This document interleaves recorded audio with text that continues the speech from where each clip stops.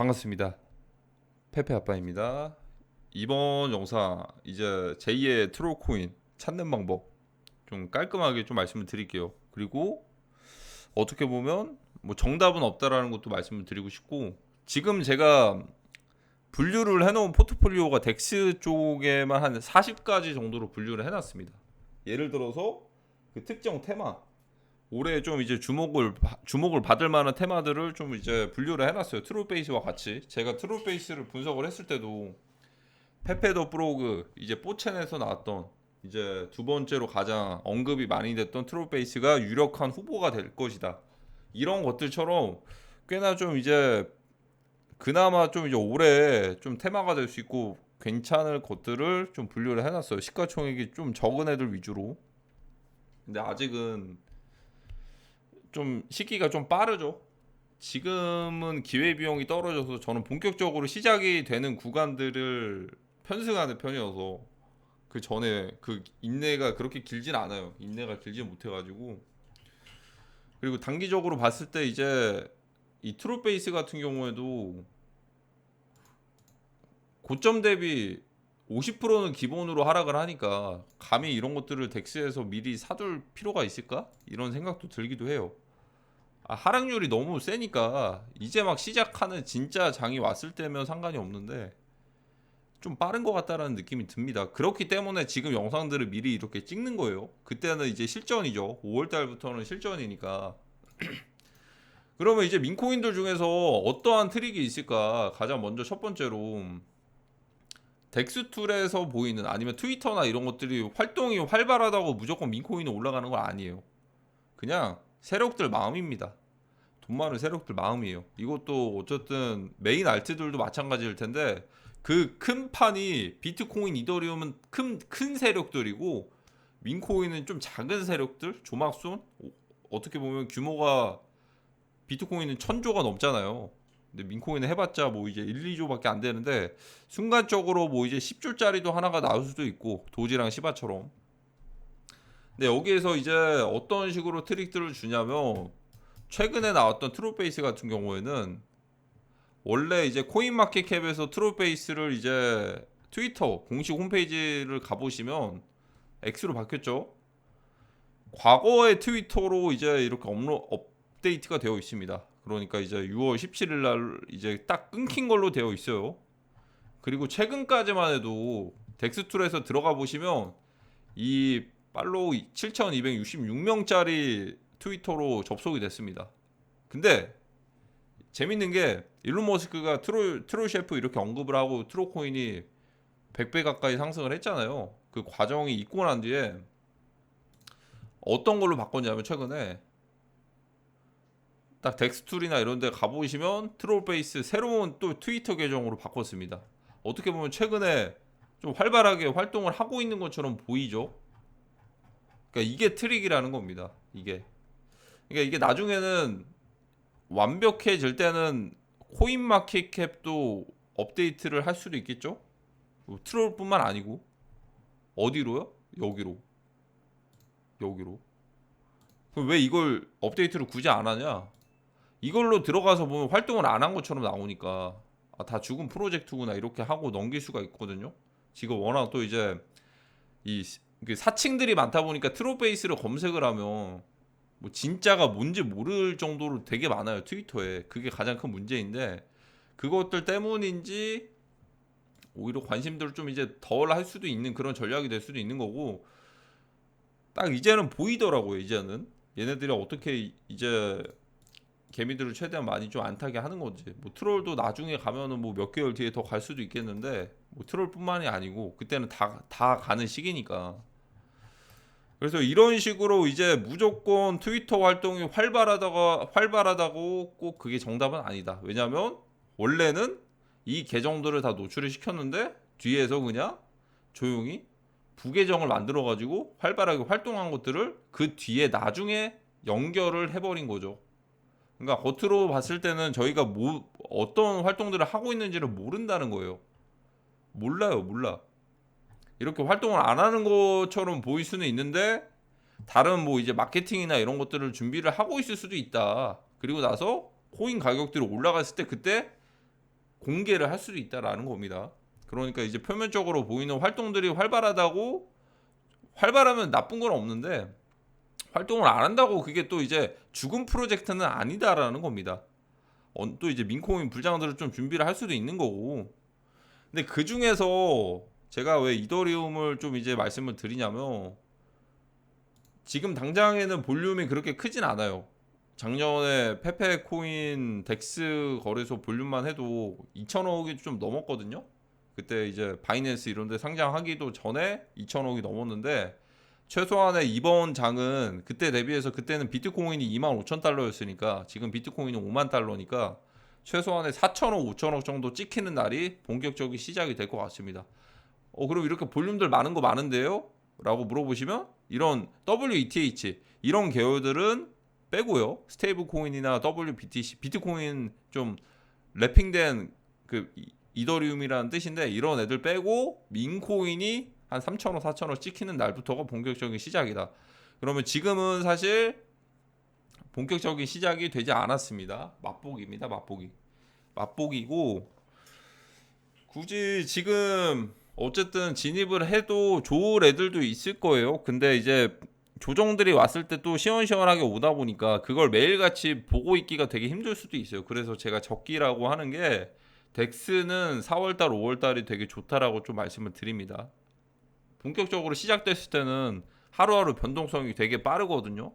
인내의 기간들이 좀 길어질 수가 있기 때문에 덱스는 4월달, 5월달 물론 그때 주목을 하기 전에 미리 올리는 애들도 있을 거예요. 제가 그래서 트럼프 같은 애들을 좀 분석을 안 하는 게 그간에 이 트럼프가 많이 올랐기 때문에 제가 따로 분석을 안 해요. 왜냐면 시가총액이 이미 1,700억, 800억인데 더 갈 수도 있겠죠. 트럼프가 당선까지 된다면 이 트럼프 재단에서 그거 하고 있는 거니까. 근데 뭐 이거 말고도 다른 것들 먹을 것들 많을 거예요. 그래서 굳이 저는 아쉬워를 안 하고 따로 분석을 안 했어요. 따로. 그러면 이제 이런 식으로 트위터 계정을 이렇게 바꿔가지고 뒤에서 마케팅을 하고 있는데 이렇게 바꿔치기 해가지고 가격들 올라가고 업데이트만 하면 된다. 어디에요? 예를 들어서 그냥 여기 덱스툴에 업데이트 요청해가지고 트위터 계정만 바꿔주면 되고 코인마켓캡도 마찬가지거든요. 트위터 계정만 본인들이 쓰는 걸로 바꿔주면 업데이트하면 되는 거예요. 근데 안 해주고 있고 아니면 일부러 그걸 방치를 해놨다면 뭔가 뒤에서 어떻게 숨겨지고 있는 것들을 예상할 수가 있겠죠. 근데 그것들까지도 예상하기에는 내부자가 아닌 이상 되게 힘든데 그렇기 때문에 분석을 할 때는 좀 오래 좀 테마가 될 수 있는 것들을 좀 이제 좀 따라가는 게 낫죠. 테마가 될 만한 것들을. 특히나 저는 이더리움 계열들을 보고 있고 이더리움 중에서 뭐 다른 체인들도 있을 거예요. 뭐 스택스 또 이제 솔라나 아발란체 그런 것들 다 있겠는데 올해는 대장은 이더리움이에요. 그냥 솔라나가 현물 ETF 승인되지 않는 이상 무조건 이더리움. 그러니까 이더리움 지분 뺏기 과정에서 그 두 번째까지는 있을 수가 있어요. 예를 들어서 솔라나가 두 번째인데 이더리움 다음으로 이 생태계가 비슷한 게 이더리움 가고서 솔라나가 뒤따라서 가는 거지. 솔라나 가고 나서 이더리움 지탱해서 따라서 올려주는 그 방향은 안 갈 것 같아요. 그러니까 이더리움이 어느 정도 가격까지 파킹이 되면은 정말 인위적인 이제 가격들이 파킹돼야지 펌핑들이 나온다고 말씀드렸죠. 오히려 상승하는 쪽에 방향들이 가면은 도미넌스부터 이제 비트코인에도 뺏기기도 하고 다른 알트들에 뺏기기도 하니까 그때는 안 나옵니다. 오히려 그래서 좀 파킹하면서 이더리움 가격들이 오히려 올라가고 있지 않을 때 그때가 아마 주목해야 될 포인트가 될 것 같습니다. 지점이 될 것 같습니다. 그럼 이제 두 번째로 뭐 이제 어떤 테마들을 분석을 해야 되는 건가? 저는 좀 떠오르는 것들이 좀 있긴 하거든요. 올해 테마라든지 이런 것들 40가지 정도로 분석을 해놨는데 일단은 예비적으로 저희 엘리트 트레이더 클럽 디스코드에 오늘도 이제 한 가지 그 분석을 공개를 했습니다. 또 이제 트로베이스와 비슷한 기대를 하고 있는데 또 두 달 뒤에 봐야겠죠. 그리고 이제 본격적인 5월달이 됐을 때는 인사이트들을 그냥 그 유동성이 활발할 때는 아주 그냥 공격적으로 저만의 분석된 리서치들을 공개를 할 예정입니다. 5월달에는. 그래서 지금은 시기상조죠. 지금은 좀 이제 두 달을 더 기다려야 되는 건데 시기상조니까 아마 앞으로의 성과들을 좀 이제 보실 수가 있을 것 같아요. 그리고 이제 제가 좀 이제 따로 분석을 하는 것들은 페페무당 이제 그 코인무당 그 카테고리에 제가 유튜브에다가 분석을 하는 것들은 굳이 그 메인이 될 만한 애들인데 저격을 당할 리스크가 되게 적은 애들입니다. 어딨어? 잠깐만요. 여기서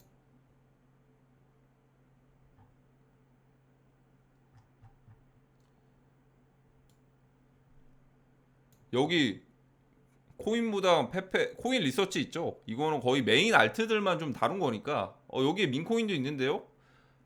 중앙화 거래소 상장이 됐잖아요. 이건 덱스 상장된 게 아니잖아요. 중앙화 거래소 뭐 비썸이나 이런 데 상장이 됐으니까 굳이 중앙화 거래소 상장이 됐으면은 이거는 저격당할 일이 없어요. 저격이라고 하면은 개미들 수급이 몰려가지고 이 프로젝트를 이제 중단을 한다던가 그냥 개발자들이 그냥 런 한다던가 그럴 일들이 거의 적다 보니까 이런 것들을 분석을 해서 올려놓은 겁니다. 이런 것들 좀 참고를 하시면 그래도 24년을 봤을 때 되게 도움이 되실 겁니다. 저는 이거 바카라처럼 당장 내일 아침에 변동하는 것들을 분석한 게 아니라고 했죠. 세력들은 한 사이클만 엑시트 하면 돼요. 뭐 예를 들어서 YGG든 뭐 플로키든 뭐 이런 코인들이 세력들은 한 사이클만 딱 차익 실현하고 빼면 됩니다. 그래서 굳이 급할 게 없다. 누가요? 세력들이. 왜 급할 게 없냐면 그냥 한 사이클만 딱 이제 치고서 먹고 빠지면 되니까 예를 들어 그냥 뭐 샌드박스 같은 것도 마찬가지고 그 애니모카부터 이제 굉장히 많은 VC들이 껴있잖아요. 급할 게 없다니까요.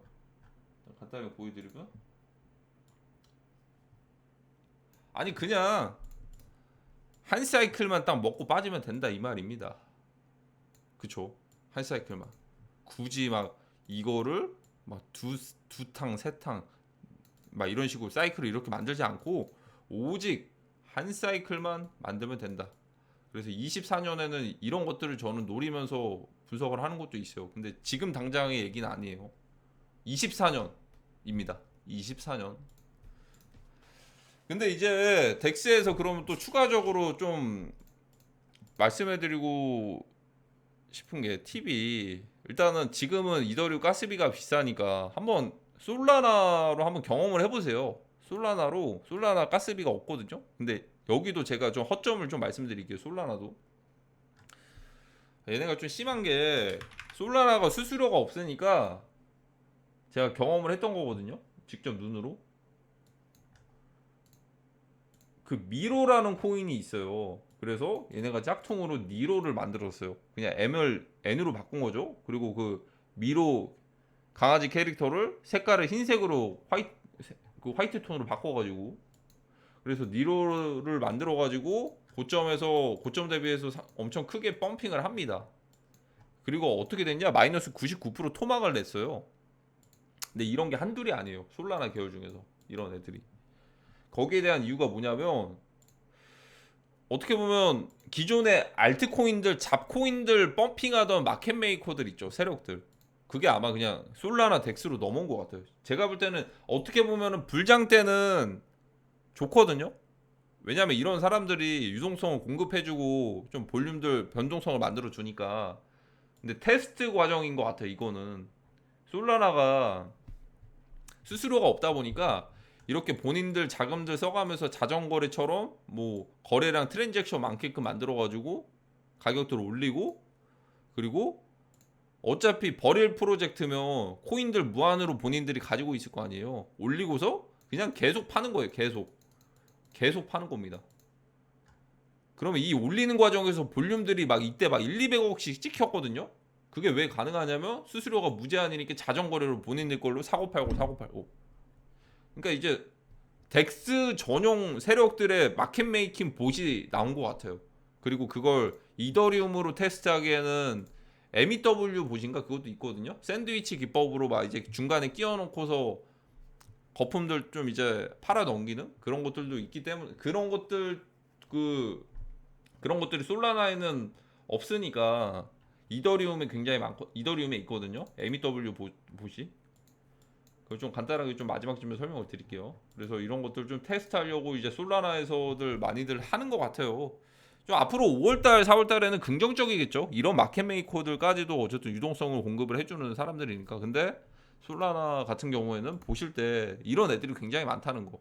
그냥 한탕용 이제 한번 띄웠다가 덤핑 시키는 애들이 굉장히 많다는 거. 물론 알짜배기들도 있겠지만요. 와이프 같이. 그래서 이 마지막으로 그러면 좀 가려운 부분들을 긁어드리지 못해서 좀 그런 게 있어요. 근데 정답이 없으니까 좀 간단한 좀 꿀팁들은 앞으로도 많이들 풀 건데, 흔히들 아까 방금 전에 말씀드린 솔라나 계열에서 그 MEW 보시라고 샌드위치 그 기법이 있거든요.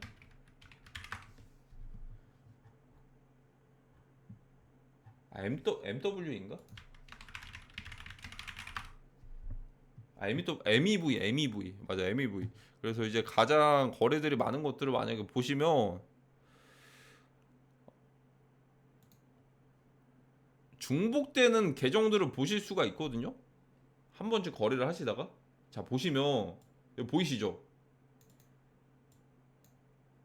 마지막에 AE13으로 끝나는